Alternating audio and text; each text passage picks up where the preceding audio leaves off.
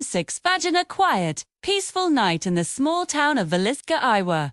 It's June 9, 1912. The air is still, the streets are empty, and families are tucked safely in their beds. In the home of Josiah and Sarah Moore, this sense of tranquility is about to be shattered in the most horrific way imaginable. This isn't just a ghost story. It's a chilling, unsolved mystery that has haunted America for over a century. Tonight, we're going to step back in time, walk the creaking floorboards of the Moore house, and piece together the events of that fateful night. Jet, what happened inside those walls? Who was the phantom killer that slipped away into the darkness, never to be found? Join me as we delve into the baffling case of the Villisca Axe Murders. The day had been a happy one for the Moore family. Josiah, Sarah, and their 4 children Herman, Catherine, Boyd, and Paul had spent the evening at the local Presbyterian church for the Children's Day program. They were a well-respected middle-class family, the very picture of early 20th century American life. After the program, 2 young girls, Ina and Lena Stillinger, friends of the Moore children, were invited to stay the night. No one could have known this simple, kind gesture would seal their fate. The group of 8 walked home together under the moonlit sky, their laughter echoing through the quiet streets of Villisca. They arrived home around 9:30 p.m., had a light snack of milk and cookies, and went to bed. The house fell silent, a picture of domestic peace.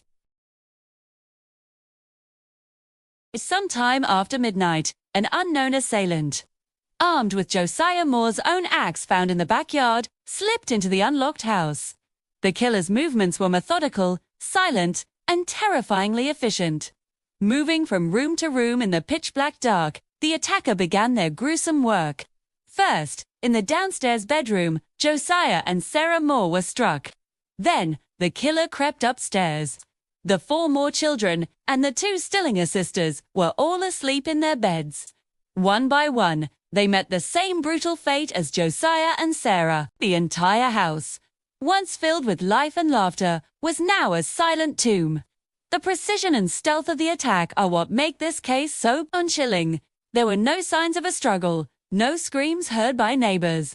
It was as if a ghost had passed through the house, leaving a trail of devastation in its wake. The next morning, June 10th, the town of Villisca began to stir. A neighbor, Mary Peckham, noticed that the Moore house was unusually quiet. The chores hadn't been started, and no one had emerged. Concerned, she tried knocking on the door, but there was no answer. After trying to peer through the windows and calling for the family, her concern grew into alarm. She contacted Josiah's brother, Ross Moore, who arrived and, after failing to get a response, used his own set of keys to enter the home.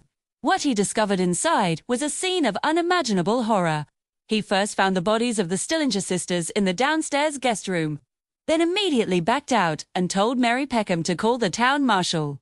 The discovery sent shockwaves through Villisca, a town of just 2,000 people, where everyone knew everyone, was suddenly the setting of a massacre. The news spread like wildfire, and soon, the crime scene was anything but secure. This is where the investigation began its descent into chaos.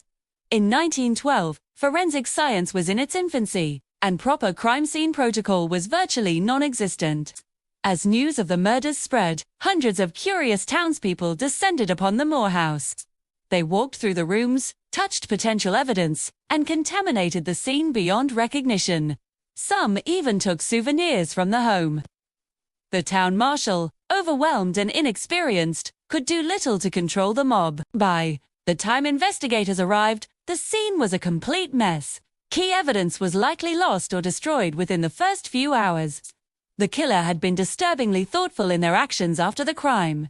They had covered all the mirrors and glass in the house with cloths and clothing. They also took a piece of bacon from the icebox, wrapped it in a towel, and left it near the axe, which was propped against a wall in the downstairs bedroom. A bowl of bloody water was found in the kitchen, suggesting the killer had washed their hands before leaving. The doors were locked from the inside, and the key was missing. These bizarre rituals only deepened the mystery. Who was this person, and what was the meaning behind these strange acts? The investigation immediately focused on finding a suspect, and there was no shortage of theories.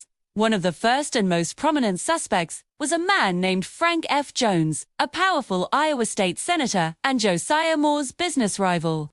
Josiah had worked for Jones for years before leaving to start his own successful farm implement company, taking significant business with him. The theory was that Jones, enraged by the competition, hired a man named William Blackie Mansfield to carry out the murders. Mansfield was a suspected serial killer believed to be responsible for similar axe murders in other states. He was even in the area around the time of the Villisca murders. A grand jury was convened to investigate Jones and Mansfield, but not enough evidence was found to indict either man. The rivalry was intense, but was it enough to motivate such a horrific act? The lack of concrete proof meant this theory, however plausible to some, remained just that, a theory. Another compelling suspect was a traveling minister named Reverend George Kelly.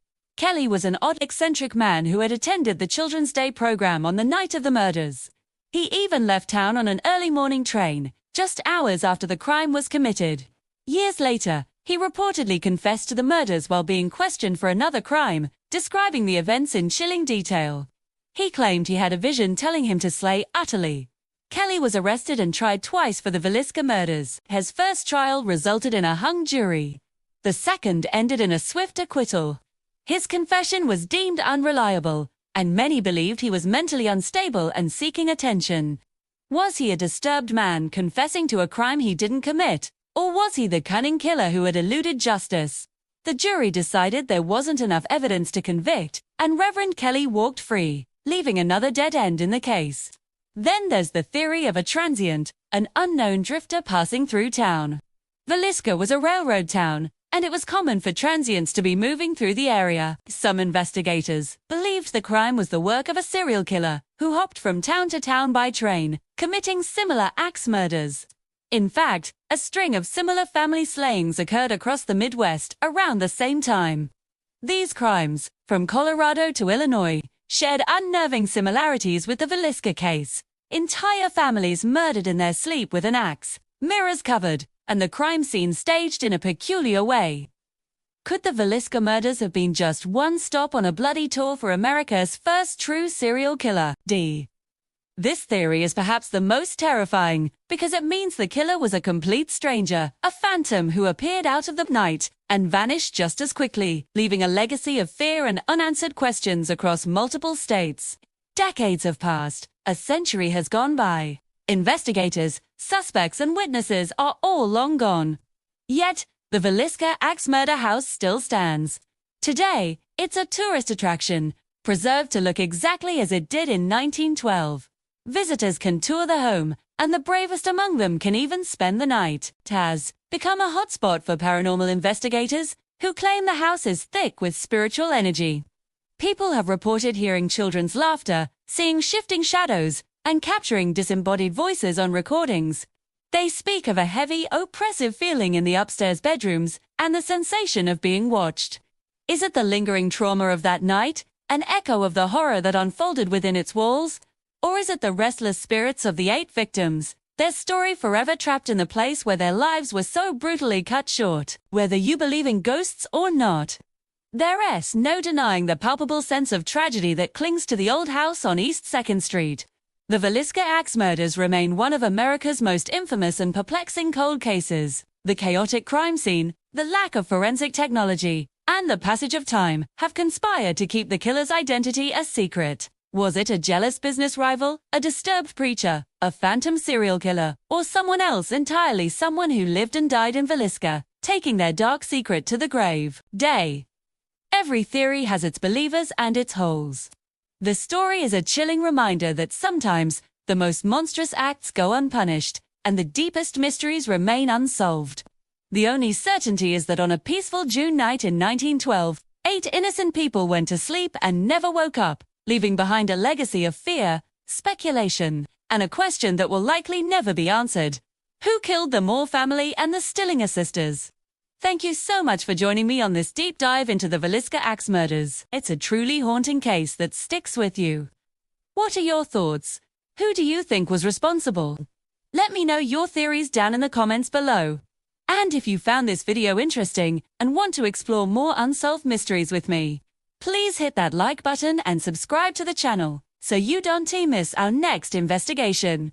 Stay curious, stay safe, and I'll see you in the next video.